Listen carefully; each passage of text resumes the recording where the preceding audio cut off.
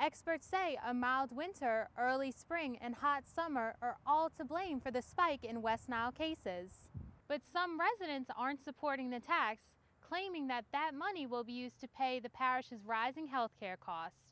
Deals are often advertised weeks in advance to create buzz, but Black Friday can be more of a marketing blitz than real savings. In the southern U.S., extreme weather is a way of life. So if you look at the population, you look at the amount of coastline and the amount of weather that we get, this is a busy place. The new Weather Emergency Response Vehicle is the National Oceanic and Atmospheric Administration, or NOAA's, new weapon against bad weather. The emergency response vehicle will operate in any emergency, basically. So it could be a weather emergency, such as a hurricane or a tornado.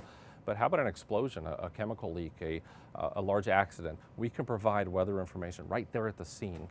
The emergency vehicle is constructed from a donated FEMA trailer and will play an important role in bad weather or major hurricanes.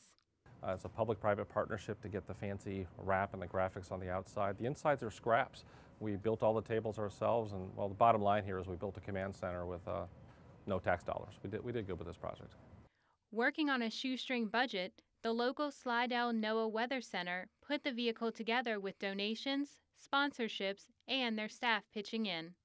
We are absolutely floored with this thing right now. It took a lot of dedicated individuals here at this office to make this happen, and we're very happy to be the first ones out in the pilot program. As area residents begin thinking about hurricane season, the National Weather Service is already preparing. A new state-of-the-art weather response vehicle is set to monitor the area, along with 22 Louisiana parishes and 8 Mississippi counties. We have 2.9 million people we serve, parts of Mississippi and Louisiana, and we have thousands and thousands of miles of coastline. We go out 60 nautical miles in the Gulf of Mexico. On average, weather-related damage costs the U.S. $10 billion every year. But the cost to human life is even more tragic, with nearly 22,000 people losing their lives. We expect them to become more resilient as we get the information out there to the communities, especially within the radius of, let's say, a disaster zone or something like that. We can get those people out of harm's way. Deploying state-of-the-art technology in the field will give NOAA another resource to provide the government and public nearly instant weather and safety updates. I do believe that this pilot program will kick off that start to where we can better help the communities be more resilient. The new emergency vehicle will serve southern Louisiana as one more resource to help stay ahead of dangerous weather. For North Shore News, I'm Hannah Bergeron.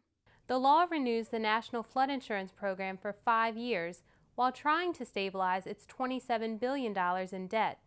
Property owners with raised homes or businesses, or in areas with improved flood protection, could see their rates go down. The St. Tammany Parish Library Foundation recently announced a campaign to honor the legendary novelist Walker Percy, who spent the last years of his life in Covington. Madisonville leaders say they'll protest a new federal law that promises to send local flood insurance rates skyrocketing.